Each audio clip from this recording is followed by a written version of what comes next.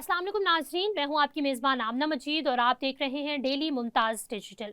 मरियम नवाज़ वज़ीर आला पंजाब, वैसे तो अक्सर औक़ात दिखता है कि वो जो उनकी अपोजिशन है स्पेशली पाकिस्तान तहरीक इंसाफ, उस पर लफ्ज़ों के तीर तो चलाती ही रहती हैं और उनकी और वज़ीर आला KPK की जो टसल चलती है वो भी हम बखूबी हम उससे वाकिफ़ हैं। लेकिन इस दफ़ा जो मरियम नवाज़ का बयान सामने आया है, जिस तरीके से उन्होंने पाकिस्तान तहरीक इंसाफ पर इल्ज़ाम लगाया है, या यूँ कहेंगे कि ज़ाहिरा उनकी एक जो इमेज है उसको ख़राब करने की कोशिश की है, उससे काफ़ी पाकिस्तान तहरीक इंसाफ को बुरा लगा है और उन्होंने जो है वो इस चीज़ का काफ़ी इस चीज़ को कंडेम भी किया और उन्होंने कहा है कि इस किस्म की चीज़ें नहीं होनी चाहिए। बेसिकली मरियम नवाज़ ने कहा है कि जो 9 मई को हुआ और जो कुछ भारत ने पाकिस्तान के साथ किया, इसमें ज़्यादा फ़र्क नहीं है। वज़ीर आला पंजाब मरियम नवाज़ का कहना था कि 9 मई को जो हुआ और जो भारत ने किया, इसमें फ़र्क तो नहीं। सरगोदा में एक इवेंट था, वहाँ से तलबा के साथ खिताब करते हुए मरियम नवाज़ ने कहा, लैपटॉप को बचा के रखें कि इसमें कोई वायरस ना आ जाए, इसी तरह जहन को भी बचा कर रखना चाहिए, इसमें कोई पॉलिटिकल वायरस ना आ जाए। तहरीक इंसाफ को उन्होंने शदीद तनकीद का निशाना बनाया।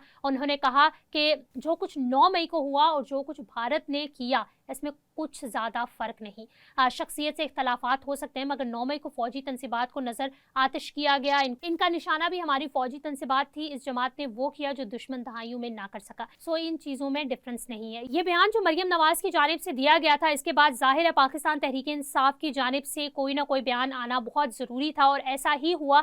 शेख वकास अहमद की प्रेस कॉन्फ्रेंस आई, जिसमें उन्होंने कहा कि उन पर और पाकिस्तान तहरीक इंसाफ पर एक इंतहाई घटिया इल्ज़ाम लगाया गया है। ये मुसल्लत शुदा लोग मोदी को पाकिस्तान का दुश्मन समझते हैं। इनकी सोच पाकिस्तान दुश्मन सोच है। इनकी सोच से जाहिर होता है कि इनके नज़दीक नेशनल इंटरेस्ट की क्या अहमियत है और वो कहते हैं कि इस चीज़ की शदीद मज़म्मत करते हैं। पाकिस्तान तहरीक इंसाफ इस चीज़ की शदीद मज़म्मत करता है। पाकिस्तान तहरीक इंसाफ की जानिब से ज़ाहिर है, हम सब जानते हैं कि जिस तरीके का मरियम नवाज़ का बयान था, पाकिस्तान तहरीक इंसाफ की जानिब से कोई ना कोई बयान तो आना ही था और अब इसकी एज पार्टी बहुत ज़्यादा मज़म्मत की जा रही है। ज़ाहिर है, एक आपका अंदरूनी मामला है और एक बैरूनी मामला है। आप अगर बैरूनी मामले के साथ और उस मामले के साथ जिसमें पूरी दुनिया जो है वो पाकिस्तान को सराह रही है कि पाकिस्तान ने एक अच्छी कारकर्दगी दिखाई, अपने मुल्क का दिफा किया, आप अगर उसको अपने ही लोगों के साथ मिलाना शुरू कर देंगे, दुश्मन को आप अपने लोगों के साथ मिलाना शुरू कर देंगे, तो वो शायद बहुत गलत बात है और इस पर एज सोसाइटी एज नेशन हम सबको कंडेम करना चाहिए कि